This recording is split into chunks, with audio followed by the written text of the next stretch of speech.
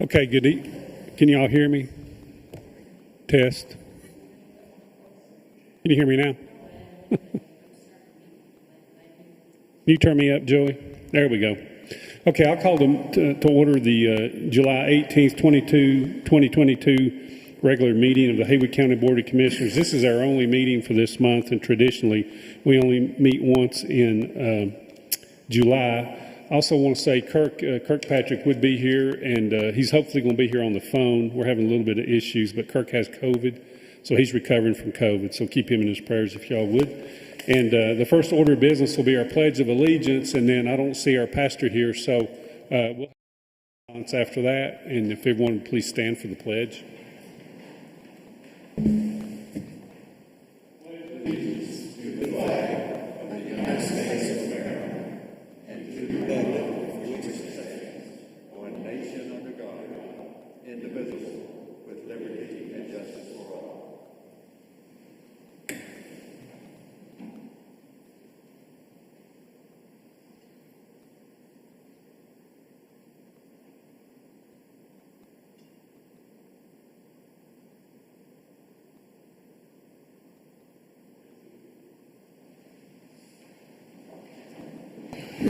Our next order of business is public hearings, but we do not have any tonight. And then after that is our public comment session.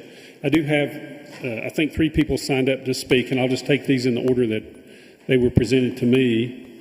And the first person to speak would be Vicki Rogers. Hey, welcome, Vicki. We'll get you up here first. Yeah, that's okay.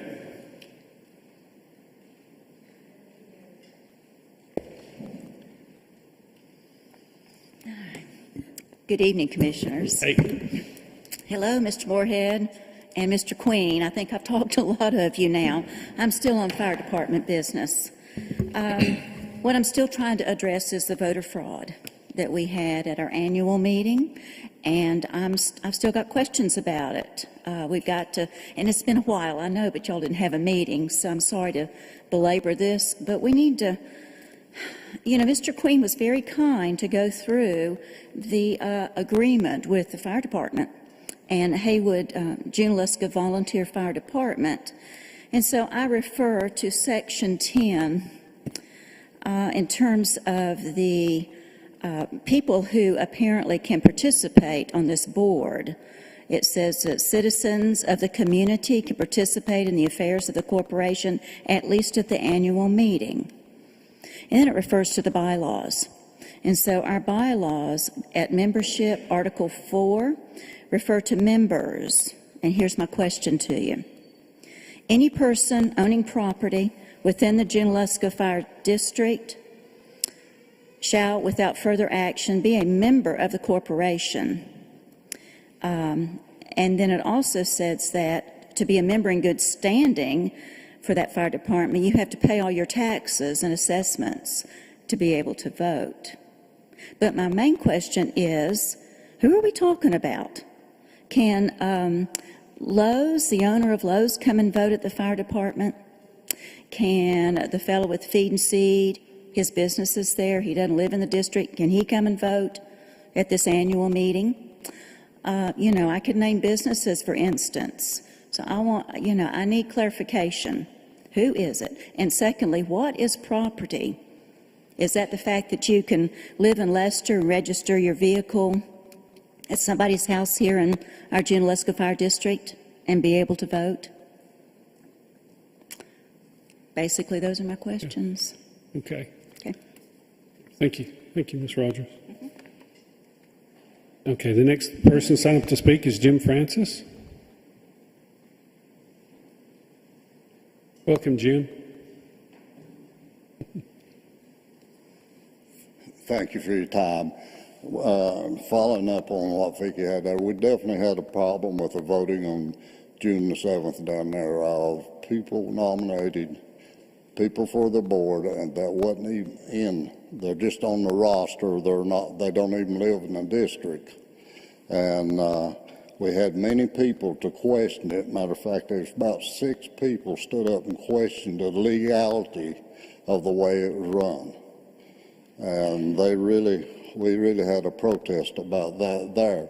The chairman said, I know all the people that's here. We did not question your votes. Don't question ours. So, and that I think our fire chief resigned on account of the way it went. He found out that the illegality of the vote was going to be there. He resigned. Our treasurer resigned. We've lost some good people on the fire department. The fire department definitely is not headed in the right way. The county gives the money to the fire department to run on the budget. So I'd challenge y'all to look at it. To do, and Kevin, you was invited to attend that meeting. Man, I wished you was there. Okay. We wouldn't be here today. Yeah, I don't know about that. We appreciate it. Thank you. Okay, that's okay. I think I had a conflict that night, seriously, so, okay. Okay, our next person signed up to speak is Ted Carr. Welcome, Ted. Good to see you tonight. Good afternoon, Mr. Chairman, Commissioners, gentlemen. My name is Ted Carr. I live in the wonderful agriculture community of Bethel. Gentlemen, I thank you for your time that you offer county citizens to express their opinions. And usually when I speak before you, it's to express my personal opinion. But today I'm voicing the opinion of hundreds of county citizens, including mine. I've become aware of the desire of the citizens of Haywood County to support receiving a gift of the founding documents of our great nation. Specifically, that's the Declaration of Independence, the United States Constitution, the Bill of Rights, and the Civil Rights Amendments. And together, those are known as Charters of Freedom. I'm here to ask you I'm here to implore you to enthusiastically and wholeheartedly endorse and support a permanent outdoor installation of our nation's founding documents. Right now, the names of the honored dead of Haywood County veterans that swore the oath to and died defending the principles that are set forth in these documents, they're displayed right here on the courthouse lawn. Therefore, it seems to me that it's altogether fitting and appropriate that this display also be placed on the courthouse lawn. In other counties throughout western North Carolina, they are displayed there because that's the seat of local government. Little effort is required on your part. Just authorize the location and authorize the construction. A committee has been formed to shepherd this project.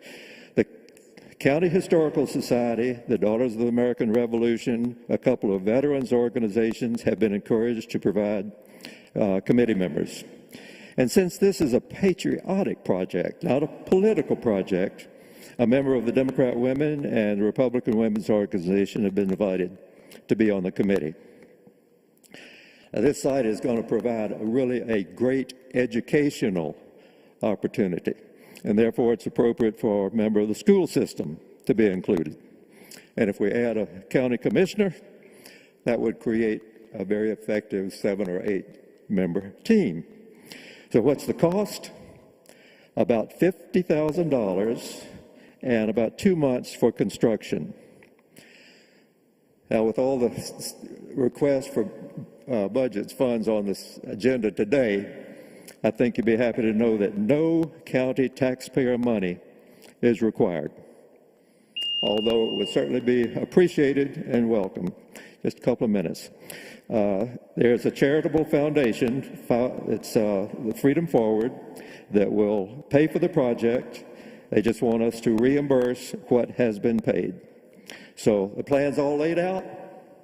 All you have to do is say yes, and maybe emphatically yes. Thank you very much. Okay, thanks, Ted. Okay, would anyone else care to address the board?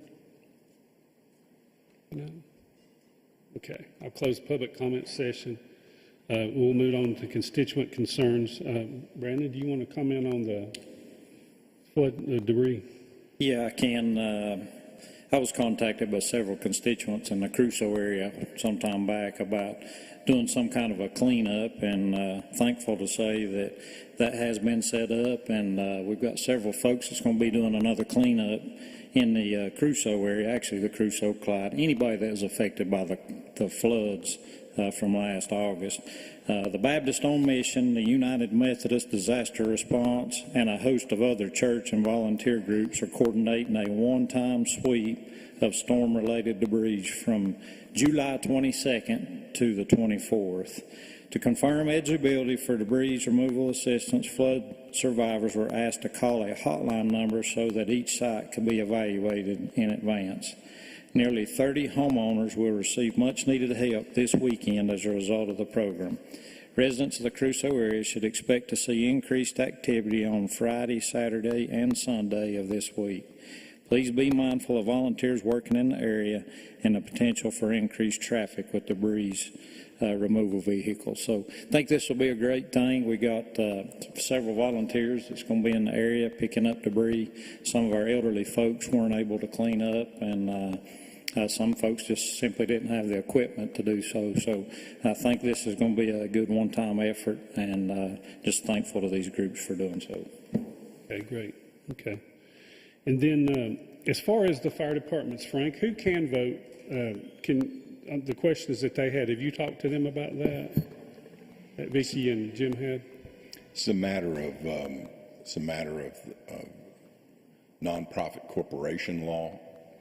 It's not an issue that the county is involved in. The county has a contract with the VFD, with the Volunteer Fire Department, for it to provide fire protection and first responder service and emergency services in the service district, it's called. But the county's involvement with the management of the Volunteer Fire Department is entirely just a matter of seeing that they comply with the two sentences that are in our agreement with them, and that requires that the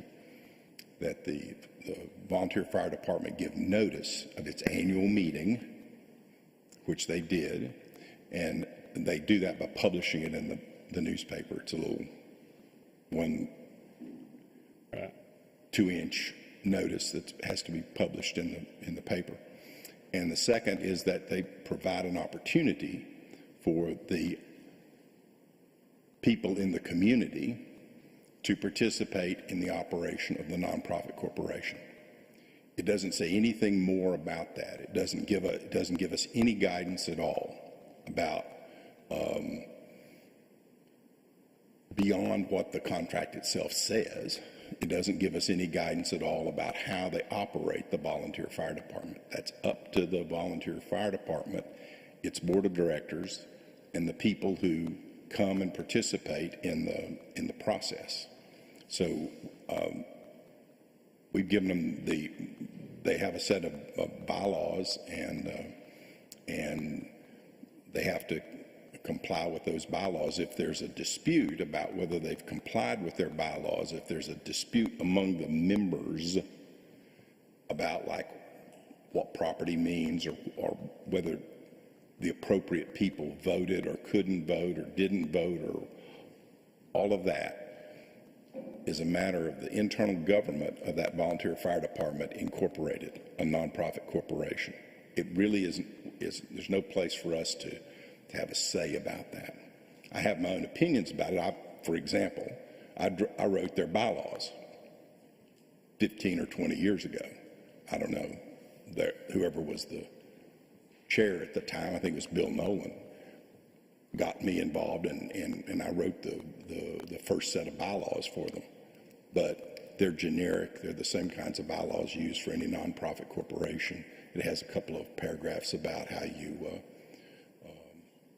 allow members, to vote, but it's just silent about a lot of the issues that they have out there. It's a very difficult business.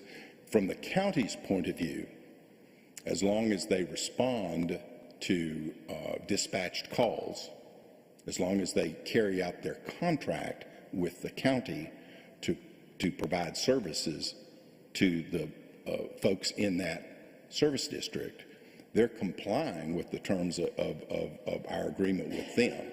And they're very good. They provide copies of their audit every year. Junaluska is one of those that's very good, very well managed from the point of view of the county. It's internal to them and their nonprofit corporation that's got to be dealt with these other issues.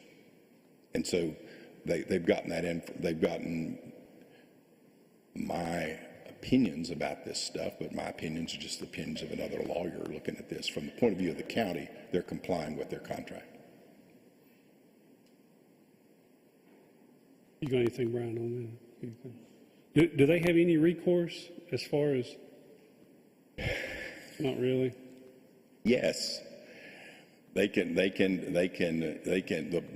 Volunteer Fire Department, Inc. and its management and its directors could engage a lawyer to advise them about the validity of their elections and their election process, the applicability of their bylaws and whether they're being complied with.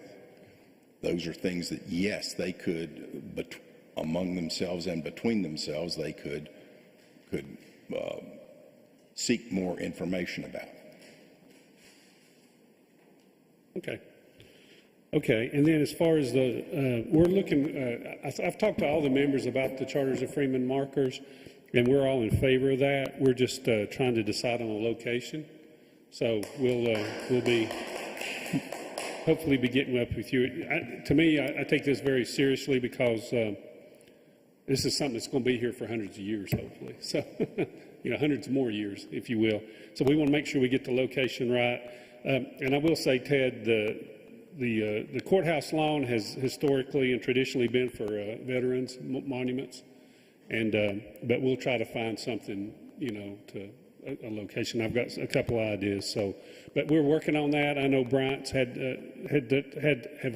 had to take some time off because of family issues, and we've not been able to work on it like we thought we could. So, but it is.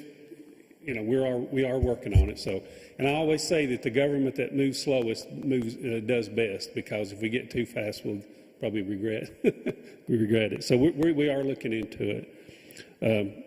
And then, Tommy, you got anything under constituent concern? Yeah, I will say I'm definitely for the Charters of Freedom. And very seldom do you ever have a speaker come up here in front of the commissioners that's as patriotic as Mr. Carr was today, so I like that shirt. So,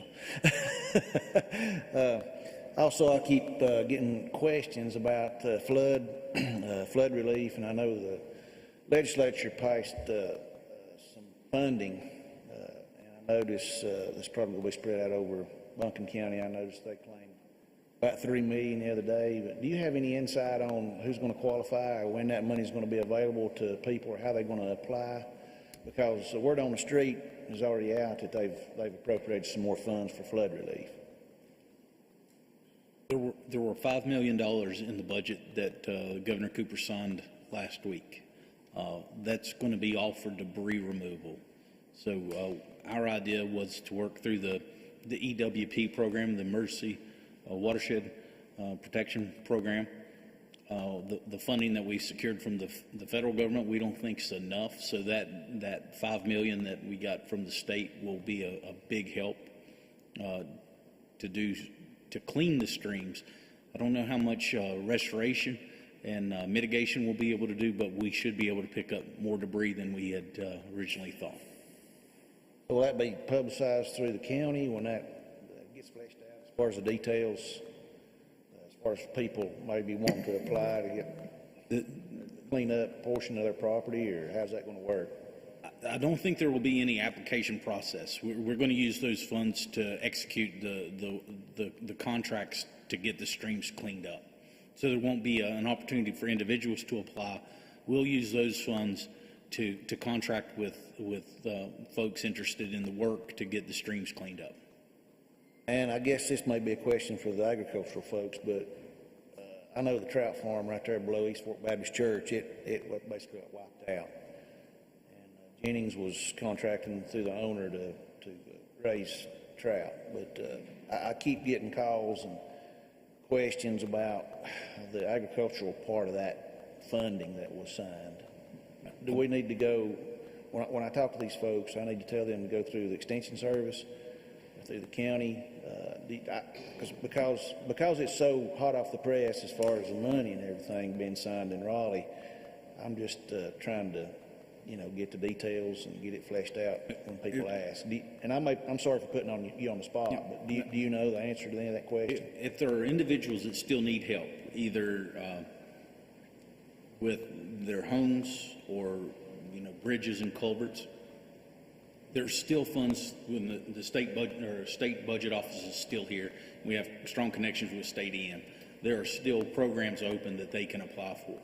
So the $5 million for debris is actually just going to come to us to remove debris in the streams. But those programs are still open. They're still taking folks in. So we'll be glad to have them call my office, and we'll put them in contact with the right person, either state budget or. I believe there was $40 million through the ag, and I'm not sure those programs, we haven't really funded those because the state is handling that, but I'll be glad to get people in contact with Mr. Rathbone. Okay. And I know it's been a while since we've had a meeting, so I have a lot of constituent questions. I continue to get asked, where are we on the jail project? Where we are on the timeline? What is transpiring right now? So could you give us a brief update on where we are today? Well, we engaged Mosley. I guess that was in May or June 6th, actually. We have a meeting scheduled at the end of next week. This will be our first follow-up meeting with them. We'll get an update on where they are in the design and an updated timeline if anything's changed. So the end of next week is when we're meeting with Mosley. They'll be on site. Okay. Keep us posted.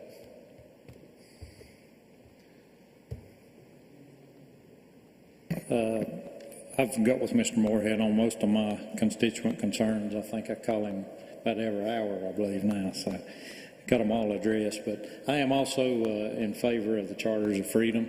I appreciate all y'all coming today in support of that.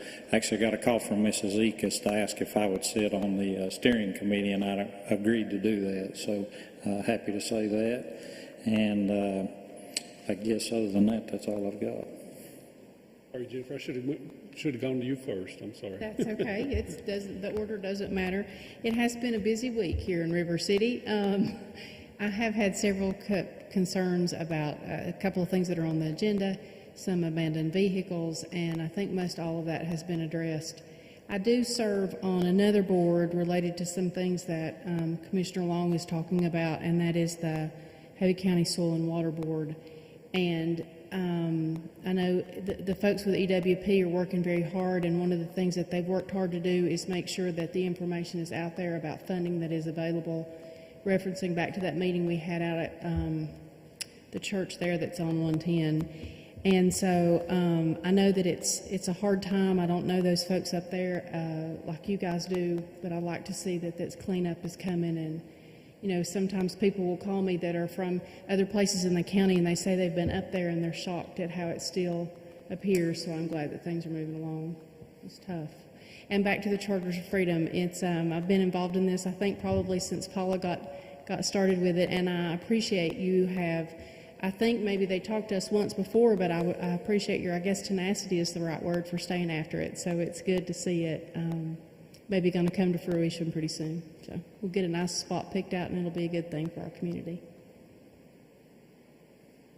Thank you. Okay, anybody else?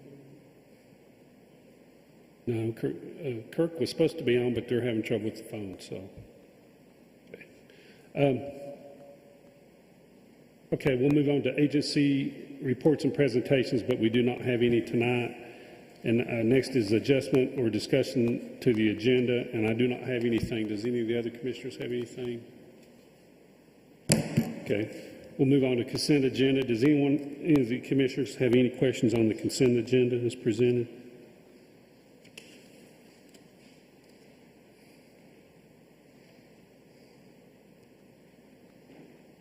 Okay, hearing none, I'll entertain a motion to approve the consent agenda as presented. So moved. Second. Is there a second? Second. Okay. Any other discussion on it at all? Okay, all those in favor indicate by saying aye. Aye. Okay, that's unanimous. Okay, our next order of business will be our regular agenda, and the first item in the regular agenda is the request approval of the June 22nd, 2022. Request approval of the June 2022 tax collections update and refunds. And we have our tax collector, Greg West, here this morning, or this evening, sorry. Good evening, Commissioners. Mr. Chairman, I'd like to report on the collections as of June 30th.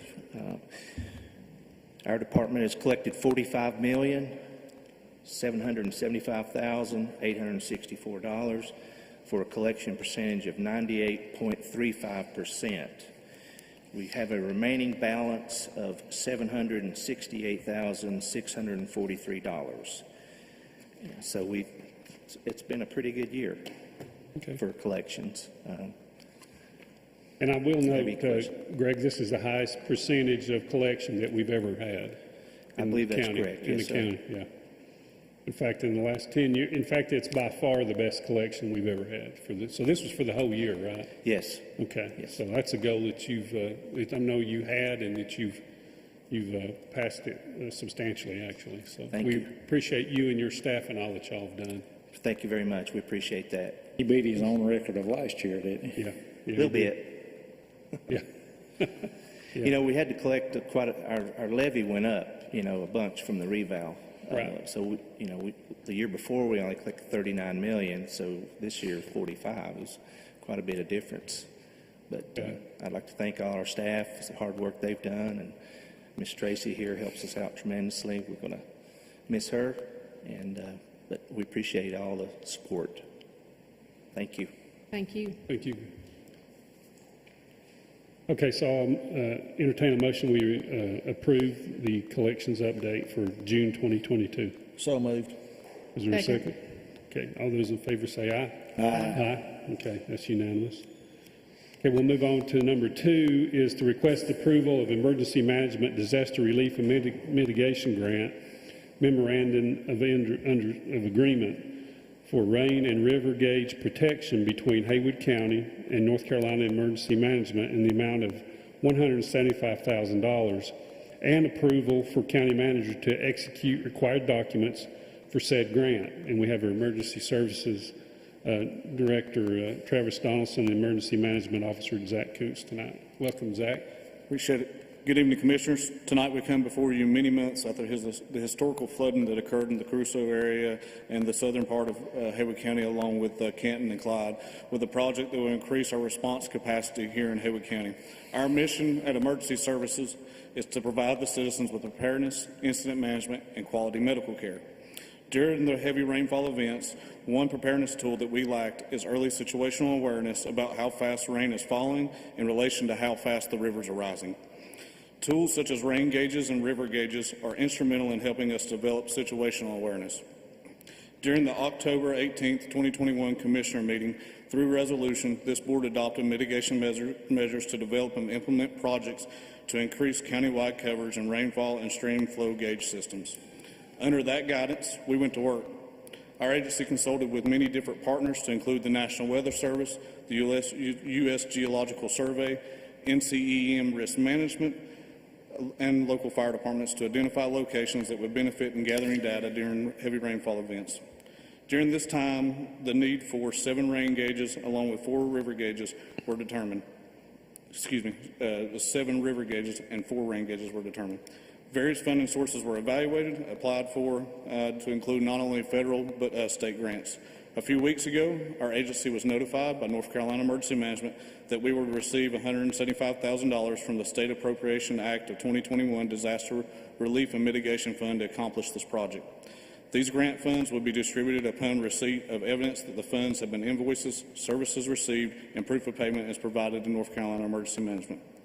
Our next step is, once the board has allowed for the acceptance of this MOA that you have in your packet, we will be putting out a request for proposals to select a vendor to help us acquire and install these gauges. Haywood County will be responsible for yearly maintenance, which entitles a visit to each site quarterly to ensure that there's no debris clogging the funnel systems for the rain gauges, along with the radar system for the river gauges to make sure there's no debris piled up underneath them so we can tell what the river height is. And that we have to ensure also that trimming has occurred around these sites so that we got adequate sunlight coming in for the solar panels to keep the batteries charged with the systems too. These gauges will be tied into the Freeman system, which is the North Carolina Flood and Inundation Mapping and Alert Network, and they'll be visible to the public for them to view the heights of the river, along with signing up for alerts to when river heights reaches a certain level. Okay, great. You have anything, Travis? Okay. Anybody have any questions? I've got So- some comments. Yeah. Oh, you have something? Yeah, go ahead. Well, let me Can just I say, ask a question while they're deciding? let me just say, I want to also say that the Fire Chief from Crusoe's here, Tim Henson and Mr. Eppert, and I appreciate y'all coming out. And I think you've got somebody else with you there. I don't There's know. actually some board members back there. Okay, and, all right. Some other volunteers, I think. Okay, good. And they passed a resolution at their board meet. Their board passed the Crusoe Fire Department board passed a resolution in support of these two items. So this item and the next item. But we appreciate y'all coming out and your support for this. I was just going to ask, where's the physical location? I'm pretty familiar. I know that the East Fork gauge over on, Dix Creek, Monday Field. Where are the other ones that's going to, how many with $175,000? How far will that money go? Yeah, understood. So currently we're looking at a total of four more rain gauges and then 7 river gauges. Those 7 river gauges, we're going to put 3 in the Crusoe area, 1 more just above Canton, and then we're looking at also getting some river gauges in the Upper Hominy, Asheville Highway area that we don't have any notification on or any type of evaluation of that height of that creek through that area. So the rain gauges are looking up towards the Parkway and then in the southern part of the county too, around High Top, along with towards 12 o'clock top, which is the head of the Dix Creek kind of watershed, along with the Buncombe County line. So there'll be 3 river gauges. Total of 7. On East Fork. Yeah, on each fork, yes, sir. Currently, our only river gauge we have is at Monday Field, which is, of course, way too far down the river for us to know what's going on. So the Crusoe ones that we're looking at putting in are up top right there at the Shining Creek Trailhead where the tunnel is at, where the river goes underneath the US 276. Then one along the fire department in that area at Chickapin Bridge, and then also at Burnett Cove. And they'll be linked with the Geological Survey where you can go online and see up-to-the-minute updates on river. They'll be level, linked in just with like the existing. North Carolina Emergency Management's Freeman, the Flood Inundation Mapping Network and Alert Network. So they won't be the USGS gauges, but they'll be the ones that NCEM uses through their mapping system. So National Weather Service and all those folks will also have access to them. Okay. Close enough. I think that's a good project. That gives you a heads up. You know what's coming. Go up the river and you see a big wall of water coming. You can kind of put a timeline on it when it's going to be coming down and affecting people. So, yes, sir. We're very, very excited to have this project online and to have this type of situational awareness to be able to provide it to us to help make decisions when it comes to emergency response in the county. I've always kind of wondered why the West Fork was monitored more heavily. There's several monitoring stations above Lake Logan, Lake Logan Dam, Bethel. You can actually track it, of course. The current gauges that are actually into place now are funded through, or they're USGS gauges, where they're a little more pricey, but they're funded through Champion Paper or Evergreen. So that's the reason those are over there, is because they're monitoring how much water is coming towards the mill and things of that nature. Can you give us just a layman's overview of how that works, how it reports, what the time frame is? Yes, so the rain gauges will report through a VHF system or a radio system back to Raleigh, and every time the scale tips, it immediately sends a signal to a device that says we've got a tenth of an inch. And it will, tenth of an inch? A tenth of an inch, yep. Yes, ma'am. And then it will show up on the website within instantaneously, actually, on the Freeman website. The river gauges are a little bit slower.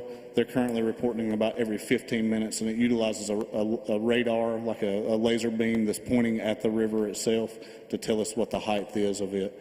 We've actually, since the flood, already had a couple of rain gauges and river gauges installed by NCM that they had in the product line. So there is a new rain gauge in Clyde on Charles Street Bridge. That one just got put in. There's also a new one on Jonathan Creek on the Hall Drive Bridge right there by the elementary school. And we're working with them. There's a couple of gauges that they've got out of service that have, from lack of maintenance on the North Carolina EM side. So we're working on getting a few of those other gauges for the river and the rain up also, to where we've got a really good, robust network that we're going to be able to monitor and see what the situation is in the county at the time. That was my next question. Is I know our focus has been, and certainly the guys on the end, their focus has been since last fall on the Crusoe end, but that river goes all the way through our county. So is it the capacity of the river is greater on the other end than it is on the Crusoe side? We've got a little more capacity and then a little bit less residents right next to the river in those low-lying flood areas. We've got more of a steep bank in the kind of the northern end of the county, and a few less residents living right next to the side too. But we are slowly adding gauges as we head down the river too, with that one in Clyde that's giving us that info, and then the Jonathan Creek.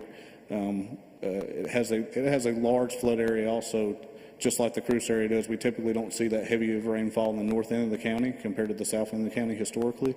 So the focus in the past has been to put more rain gauges and river gauges in the south end, but we're slowly getting more of those in the north end added on too.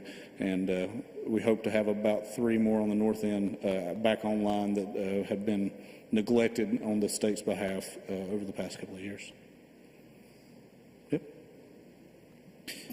Zach, if you correct me if I'm wrong here, but compared to what this will do to what we do today, is you guys and the folks back here in the back have to ride up and down the river. I know you've got several different points that you check once you know that flooding can happen. So, you know, it's a whole lot slower process, and thank the Lord that this did not happen overnight, because if this had happened overnight, we'd probably had a whole lot more folks that didn't make it. So it's a good thing that it happened when it did. I was approached. Actually, we went up to Mr. Leese's campground there right after the flood had happened, and I had a lady there in the crowd ask, I believe he was asking Senator Tillis. No, not Senator Tillis, the state senator, sorry. Kevin Corbin, thank you. He was asking Senator Corbin and Representative Pless and myself, said, can we not have some kind of a warning system or an alarm system? And I said, well, I'm glad you asked, because that's something that Mr. Moorhead and myself had talked about a few times. So I'm in favor of this big time. I think that if we had something like this when this flood happened, we might not have had 6 people that passed away, possibly. Who knows? But I think it's great to have it. Can't sit back, not do nothing. And then to get it on a grant, I think, is an awesome thing, too. So I appreciate you guys working on this, getting this done. Appreciate the support of the Crusoe Fire Department, who's here tonight. And I think it's a great thing. How do they, are these, what, do they put out a signal? They do. So the rain gauges put out a VHF radio signal that will report back through radio repeaters, and then the river gauges use a laser to read the river height, and then it communicates via like a satellite signal. So if the power goes off, what happens? These are all going to be battery powered with a solar panel charger is what these are. Okay, so you keep check. Is that going to be part of what we do, keep it checked? Yes, sir. And then we also we'll have the capacity to be able to actually remotely monitor what the battery levels are and stuff like that. And we just have to keep an eye on, you know, are the batteries starting to get weak in it? It's something we need to swap out and change. And then if, so it's a VHF, does the mountains affect that? There's actually multiple repeaters that get the signal out, so they actually work very reliably. Do in this they? area. Okay. Because that, once everything gets wiped out, it's, yeah. So, Yes, sir. okay. Okay, good. That sounds like a good backup. Okay. Does anybody have any other questions? Okay. And I did get a call from WLOS. They were interested in this and what we did. And I said, I think this is a no-brainer. So, Yes, sir. so I'll entertain a motion that we approve item 2 of the regular agenda. So moved. Is there a second? Second. Okay, any other discussion on it? Okay, those in favor indicate by saying aye. Aye. Anyone opposed? Okay, that's unanimous. Okay, then item 3 of the regular agenda is to request approval of Emergency Management Disaster Relief and Mitigation Grant Memorandum of Agreement for Siren Warning System between Haywood County and North Carolina Emergency Management in the amount of $1,525,000 and approval for the county manager to execute required documentation for said grant. Approval of budget amendment. County Purchases, Repairs, Maintenance Fund, $100,000 to accept and appropriate a portion of the disaster relief mitigation funds to pay for preliminary study of the feasibility of implementing the Siren Warning System emergency. And then we got Zach. Go ahead, Travis. Thank you, Chairman. Good afternoon, Commissioners. This is the second part to what Zach just spoke on and presented. Zach was speaking on the rain gauges and river gauges for us to know what's going on. And what I'm here to talk to you about is a siren system, which we're then warning the public if there's imminent danger. That was an issue we had in that area when we lost that cell phone tower. The Crusoe area lost communication, and at that point we lost our ability to warn folks that danger was coming and that they needed to take action. So this grant we applied for, same as the rain gauges. This one's going to be used for a siren system, similar to what folks in tornado areas have for tornadoes, except this is mainly going to be for river flooding and flash flooding. The part of this where we're going to do the feasibility study and looking at where we need to put these to be most effective as part of this budget amendment for the $100,000, and then the rest of the balance of that $1,525,000 will be for implementing and placing the siren system. The systems that we have spoken to vendors about, we're looking for something that has redundancy built in as far as power, as far as communication, as far as our availability to activate those. So that's something that we're incorporating in as part of this project because, again, if we're trying to activate it off of a cell phone tower that we lose in Crusoe, it's going to do us no good. So we need quite a bit of redundancy to make sure that we're able to warn the citizen when they need to get out of the way. And, again, this pairs back to our river and rain gauges. We can't help anybody if we can't actually warn them that they need to take cover and take care of their own. Will there be so will it go off every now and then to where people know what it sounds like or what to be looking for? Is there any? Obviously, we're going to do a lot of outreach and a lot of public education. Folks that live in the Clyde area are familiar with the one in Clyde that they activate there at the fire department. So obviously, we'll have to do some test runs and get on the public information side and make sure that everybody understands what it means when it goes off and what they need to do when it's going off. And does it sound kind of like an air raid in World War II does or something like that? There's actually, speaking to a couple of vendors, there's several different options. You can actually even do a message, even a voice broadcast on them, but obviously sirens and something that's going to penetrate deep and spread out in the mountain valleys is going to be the best fit. Anybody have any questions about that?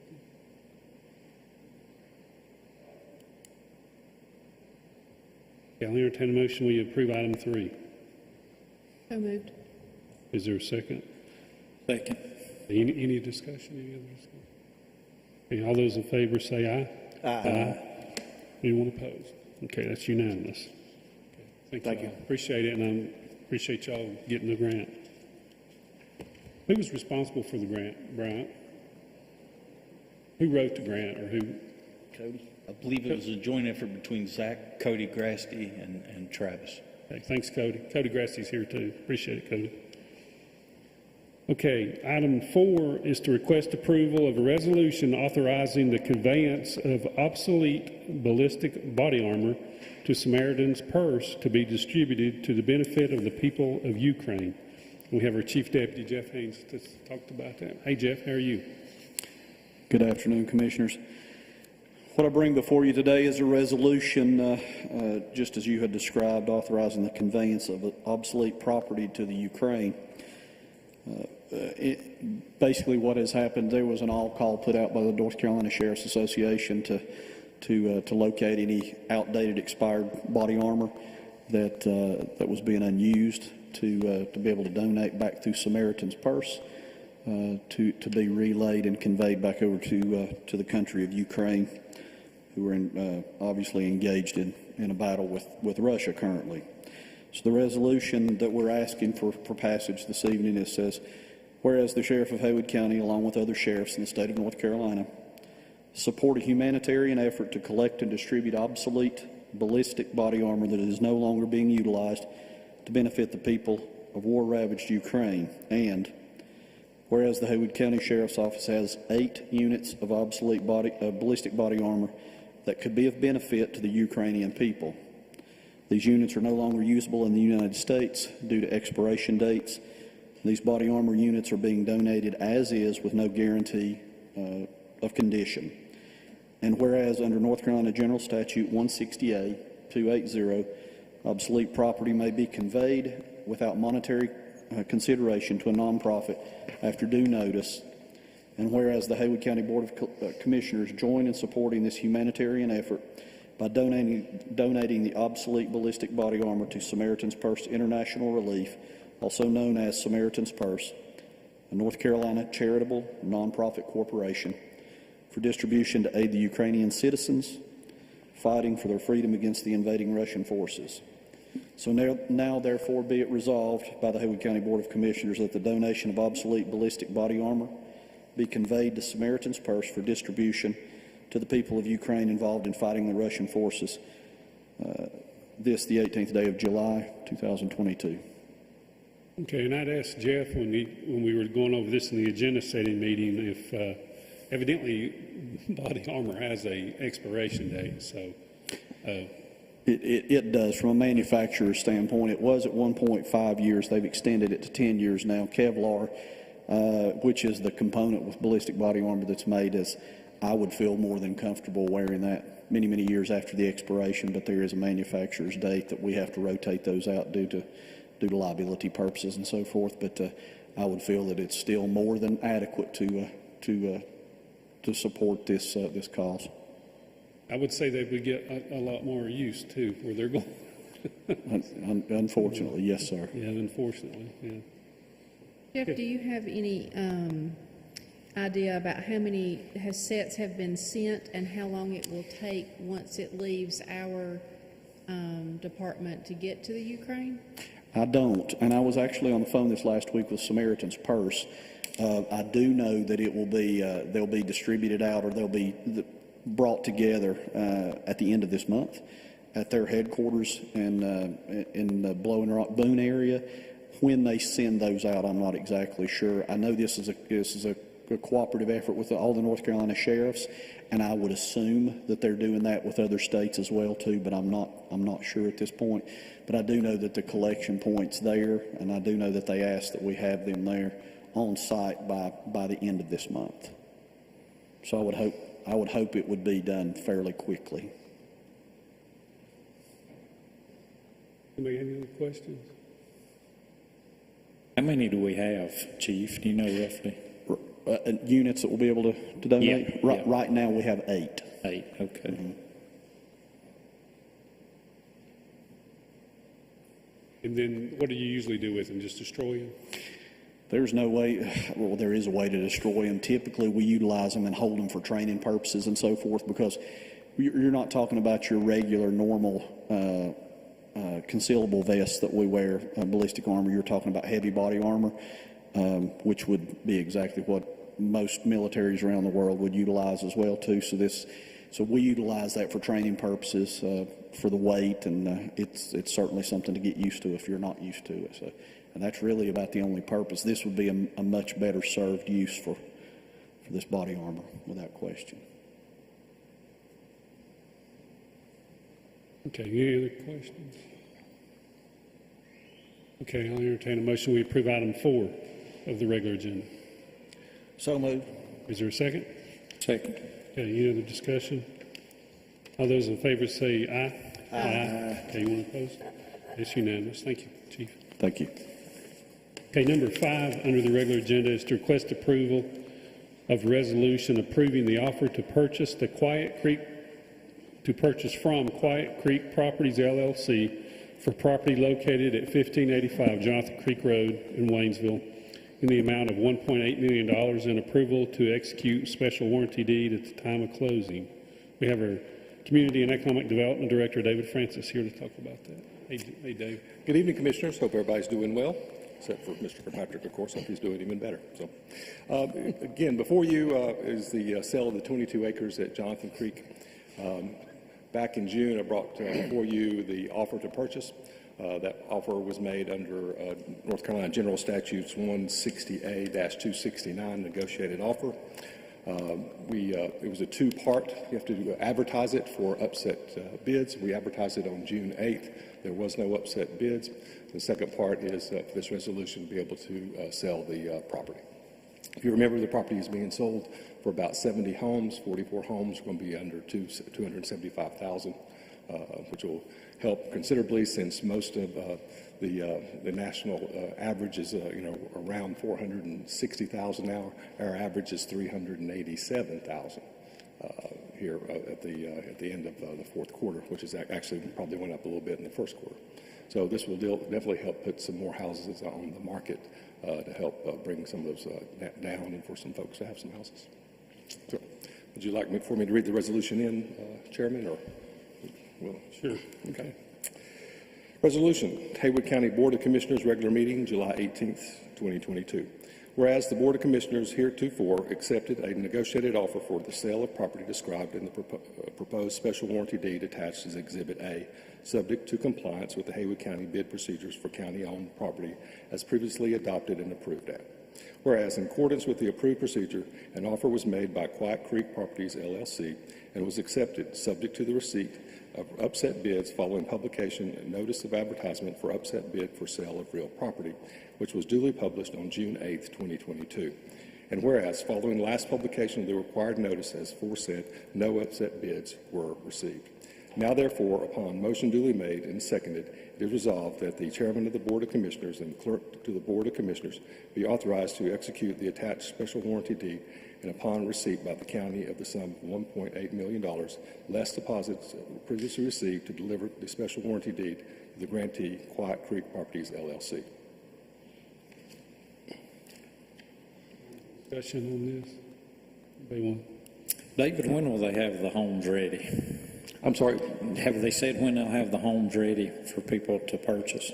If everything goes accordingly to plan, they will. We're in the due diligence period in November. We'll hopefully close first week in December. They're going to start breaking ground then, and then this will be they're going to be applying for anywhere between 8 to 10 building permits at a time. So it should be going pretty quick as they go. But I don't know which order, if the townhouses will go first or the single families will go first. I don't know that order yet. Will you give us the breakdown on those townhouses versus single-family units again? Yeah, there's 44 townhouses and 36 single-family houses.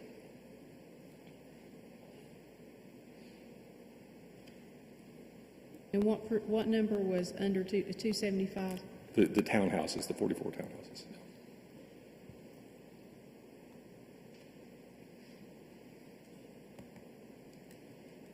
Okay, then our total cost in this property was A little bit less than 1.6 A million. little bit less than 1.6, so the county's getting their money back plus some. Yes. Okay, very good. Anything else? Yeah, I'll entertain a motion to approve item 5. So moved. Okay, is there a second? Second. Any discussion, any other discussion? Did you have something, Brian? Okay. Okay, any other discussion? All those in favor say aye. Aye. Okay, anyone opposed? Okay, that's unanimous. Thank you, Dave. Thank you. Okay, item number 6 of the regular agenda is to request approval of option 1 and exhibit B of easement request from AT&T to place fiber optic cabinet on the Canton Library grounds and approval for county manager to execute all easement documentation pending county attorney review. Assistant County Manager Chris Boyd is going to talk about that. Hey, Chris. Thank you, Chairman, Commissioners. AT&T has offered to purchase an easement from Haywood County at the Canton Library, as you said, for the placement of a fiber optic cabinet and an additional small area to get to the nearest power pole for the overhead drop of that line. We've given you a small diagram in your packet. They've asked first for us to sign an option, which allows them to execute a survey for exact easement dimensions. Assuming that you execute that and the survey is complete, the county manager will then sign the easement document.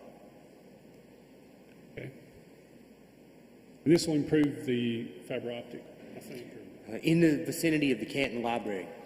They've seemed to be very aggressive to want this. They've called me beginning one time a week 6 weeks ago and now 3 times a week. So they seem to have some customers there. I think you want to deploy this very quickly. Yeah, okay. It certainly will help provide internet service to that area at a high speed. Yeah, well, that's good. A little piece at a time. So. A little piece at a time. I'm glad to hear they're reaching out to us for a change. Okay, is there any questions or comments on this? Okay, I'll entertain a motion to approve item 6 of the regular agenda. So moved. Is there a second? Second. Okay, any discussion? All in favor say aye. Aye. Okay, that's unanimous. Thank you, Chris. Thank you. Okay, item 7 is to request approval of a new finance position of grants manager, approval of a budget amendment, American Rescue Fund of $123,311 to accept and appropriate a portion of the second tranche of the American Rescue Plan federal funds to be used to hire a grant manager, approval of a budget amendment finance of $123,311 to appropriate ARPA funds for the creation of a grants manager position. And Christian, you're up. How you doing? I'm good. How are you? Good. We're here to request the approval of position for grants manager and finance. We can use the administrative portion of the American Rescue Funds to cover the salary and benefits of that position. As we kind of get neck deep in all of the ARPA stuff, it's not just financial reporting, it's data and statistical collection, performance monitoring, compliance monitoring. It is a very extensive reporting position. In addition to the ARPA, there seem to be an avalanche of grants coming in, at least it feels that way to me. Okay. We have the, just for example, a few of them are, we have some DOT grants, the Lake Junaluska grant that just came in, the $5 million in debris cleanup, some grants for the fairgrounds, the mass transit and City of Asheville mountain projects project that's ongoing. Yeah, there's a lot. So this position can be funded through the ARPA funds up until probably 2026. And at that point, there is more than enough work to sustain a full-time position after that. Any questions for these grants? You know, they come with compliance, and we got to make sure we follow that way. I know there was some discussion. Was this going to be temporary / permanent position when this American Rescue Funds or whenever? We think we could sustain, there's so many grants, we think we could sustain the position after the ARPA funds run out. The City of Asheville Mountain Projects Federal Transit Agreement also allows for some administrative fees to be used. We could take from there at that point. A lot of the federal and state grants allow for that administrative fee to be used for salaries and reporting and such. So we think there'll be enough funding from other sources to maintain the position after all the ARPA funds have been expended. So here's my question about it. Obviously, we have a need for the position, and I spoke with the county manager about this earlier today. We've been pretty cautious up until this point to not fund anything that was reoccurring out of these ARPA funds, because I believe, as many people do, that they're probably once-in-a-lifetime funds. I mean, they're huge numbers, and I don't know that we're going to see that kind of blanket funding again in the future. So a couple of things. Obviously, there is a need for the position, but where, if in 2 years, looking down the road, we fund this position at somewhere close to $100,000 a year, and we're taking money from other places that we're already allocating someplace else, it feels a little bit like we're robbing Peter to pay Paul. That makes me a little uncomfortable. It's two things. We probably need the position, but how do we fund it in the long term? That's what I was mentioning about the administrative fee. A lot of the federal and state grants say you get X number of dollars. 10% of that can be used to cover salaries of whoever's administrating the grant. So we could get funding from other sources at that point. So that would be funding we're currently not receiving. It depends on each grant, yeah. Okay. But a lot of the federal and state grants allow for that. Okay. I wouldn't necessarily want us to see, if we're already receiving the money, that we would be reallocating it, because that just perpetuates a problem someplace else. I think we need the position. I just want to make sure that we can fund it past the 2 years. Yeah, because, I mean, if we fall behind in compliance, then we end up having to pay these funds back. So that's something that's very important. I also asked about, just 18 days ago, we voted to not add any positions in the budget, so just curious. A lot of this came up. There was a ARPA class taught out at the Western Carolina office in Asheville by Kara Malonzi at the School of Government. I don't think a lot of people really understood the depth of the reporting until we got in that class, and that was on like the 20th or 21st of June. So we started asking questions, and I asked one question.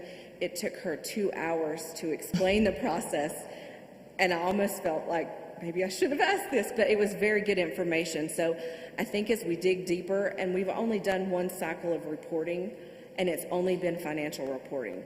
So as we start spending the money and we really dig into the reporting seems to change on a quarterly basis. And as we get really deep into that, it becomes much more expansive than what we initially thought. One of her explanations for that is that this money was dealt out by the U.S. Treasury, and they are not in the grant business, so they don't have a lot of guidelines to give to the recipients of this money if this is how you do it, whereas other federal departments are more in the business of granting grants, and the U.S. Treasury is not. So they're kind of just adjusting things as they go and as people ask questions and as issues come up. So it's an ever-evolving. Sure. Yeah. I'm sure there's a lot to, but congratulations on being the star student. Sounds like you were being the critical thinker there that got the 2-hour answer. Yeah. So, yeah. I think everyone else was just afraid to ask. I think it is something that we need for sure, but a position of this caliber is not something that we would want to even hint to being only temporary, because you would want somebody that would be interested in longevity with the county as well. So. Yes, absolutely. I don't think that we could get a quality candidate if we advertised it as temporary. Sure. The federal purchasing guidelines are extensive, so we really need someone with experience, and I don't think we would get that if we advertise it as a temporary position. Christian, could this person help in the future with writing grants, I'm assuming, since they'll be the the grant manager. I guess I'm trying to look at it. I understand what Commissioner West is saying because I had the same concerns. But if this person, if we bring them on and they could save us money going forward, it may well be worth, bringing them on. So I don't know if you got anything to speak of or to add to that. I mean, initially, the reason is to help with the reporting. I don't see any reason why we couldn't, if things start to slow down, have them write grants and seek other grants.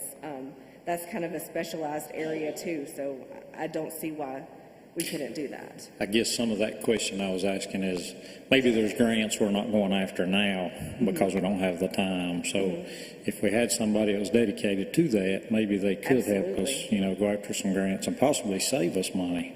So I don't know if it's something that maybe a year down the road during budget time, you could come back and report, here's what we're doing, and maybe we could see that it is saving us some money. So, just a thought.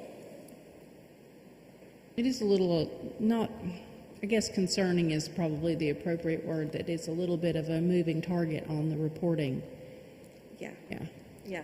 The School of Government has dedicated a couple of staff members to solely working on this and solely guiding the counties and municipalities in how to administer and spend and report on these funds, and that's all they do full time. They have like weekly calls. I mean, just this ARPA stuff could be a full-time position for someone. It's very extensive. Do you have any candidates in mind? Unfortunately, no. I'm hoping somebody good comes out of the woodworks. You didn't meet anybody in class that's going to... No, there were several there. I know Buncombe County, which, they're larger than us, they have a grants team, and one of the individuals there said that there were 7 people working solely on ARPA. Wow. And we don't have that. We're not staffed with any grant-specific employee. No. Now we leave it up to the department heads, I assume, to write the grants or get somebody within our department And to then a write lot the of the grants. financial reporting falls on me, and it's audit season. So you're saying you don't have no time? No. Yeah, a lot of times when we get these grants, we pat ourselves on the back, and we don't realize how extensive it How is much work it is, yeah. and they do provide for administratives, when you get those. So this will give us the opportunity to get more grants and hopefully save taxpayer monies and give better services. And Absolutely. I can see it really happening. And I appreciate, our staff being able to write those grants or know about them and maybe have the person do that. Because they know what we need, and if it's there, it's great to get that. I think Commissioner Rogers is right. It definitely is something that we need, and maybe we just report back once we fill the position and then see it progress along. Yeah, absolutely. Hey, can I entertain a motion we approve item 7? So moved. Second. Okay, any other discussion? Okay, all those in favor indicate by saying aye. Aye. Okay, anyone opposed? Okay, unanimous. Hey, thanks, Christian. Your next, number 8, is to request approval of a budget amendment for the community college for $307,776 to appropriate fund balance reserved for the community college to carry over capital outlay that was in process but not completed as of fiscal year June 30, 2022. So we're just carrying it over. This is the funds that were budgeted for last year. The community college, it's their capital outlay funds. Like everyone, supply chain issues, labor issues, they did not get those funds expended by the end of the fiscal year. So they reached out and requested that we roll those funds over for them. Okay. Any questions on that? It's pretty common that we do that. Okay, entertain a motion, we approve item 8 of the regular agenda. So moved. Is there a second? Second. Okay, all those in favor say aye. Aye. Aye. Okay, it's unanimous. Okay, number 9, you're still up to bat, Christian, is to request approval of budget amendment for solid waste for $14,230 to appropriate solid waste fund balance to cover fiscal year 2022 engineering services required for the corrective action plan that were not completed by fiscal year end, and approval of budget amendment for solid waste landfill capital projects of $14,230 to accept and appropriate funds from solid waste fund for engineering services in fiscal year 2022 that were not completed by fiscal year 2022. Yes, this is for the remainder of the corrective action plan that is required for us to complete for the engineering services. This was budgeted in 2022. Once again, it didn't get completed, so we're rolling it over, and this time we're moving it to a multi-year fund. In the event that it's not completed by this fiscal year end, it will just roll over on its own, and we won't have to come back and ask you for it again. Okay. And this is for Francis Farm? Yes. Okay. The Francis Farm, the old Francis Farm landfill. Yes. Is any questions on that? Okay, I'll entertain a motion we approve item 9. So moved. Is there a second? Second. Okay, any discussion? All those in favor say aye. Aye. Okay, that's unanimous. Thank you, Christian. Okay, then our next order of business is appointments, and Brian, I'll just turn it over to you for number 1 is to request approval for appointment of Philip Kreger to a 4-year term in the Health and Human Services Agency Board as a pharmacist member position. Thank you, Mr. Chairman. Just for some background, the Health and Human Services Board Nominations and Personnel Committee met on June 21st and interviewed Mr. Kreger. The committee recommended him to the full HHSA board at the June 21st meeting, asking that he be appointed to a 4-year term in the pharmacist role. He served as a pharmacist for over 41 years now that he's retired, and Haywood County is his home. He'd like to give back to his adopted community. Okay. I'll entertain a motion we approve item 1. So moved. Is there a second? Second. Okay, all those in favor say aye. Aye. Okay. And I will say the pharmacist, these positions are specific, so it's hard to find. I appreciate him doing this for us.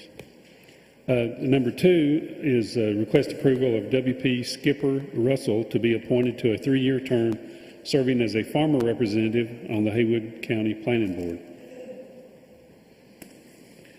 Mr. Russell was originally appointed to fill a unexpired term of someone that had to resign, but he's performed well over the last 8 months, and the Planning Board has requested that he be reappointed to his own 3-year term beginning August 20th of this year.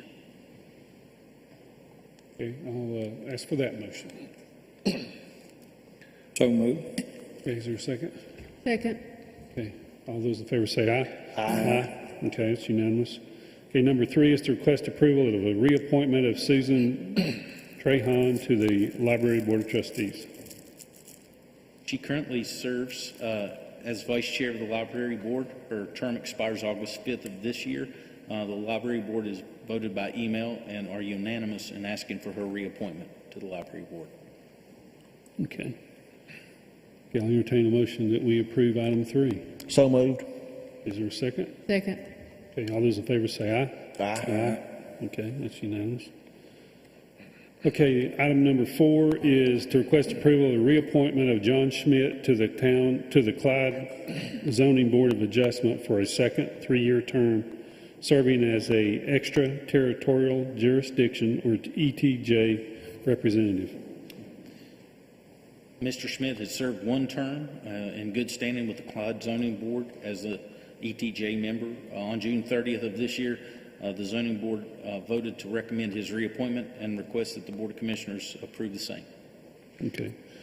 And I appreciate John. I know John, he's a contractor, so it's good that he's wanting us to do this. So I'll entertain a motion we approve item 4. So moved. Is there a second? Second. Okay. All those in favor say aye. Aye. Okay.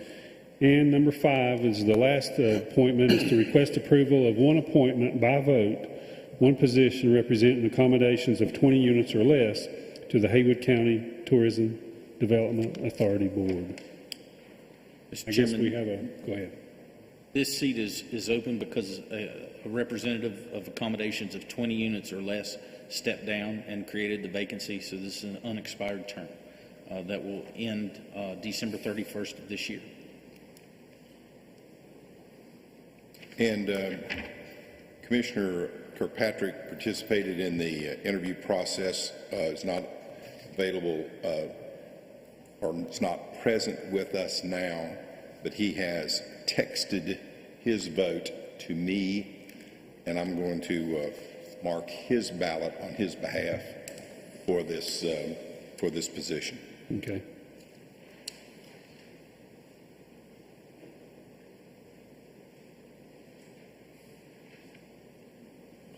While they're tabulating the votes, I'd like to thank everybody that was willing to serve on these boards. I know sometimes it's hard for us to get participation, and sometimes we have to beg and barter and plead to get some of these seats filled, but I appreciate all of these volunteers that stepped up and wants to be active in our community and help make a difference. So I'd like to thank them.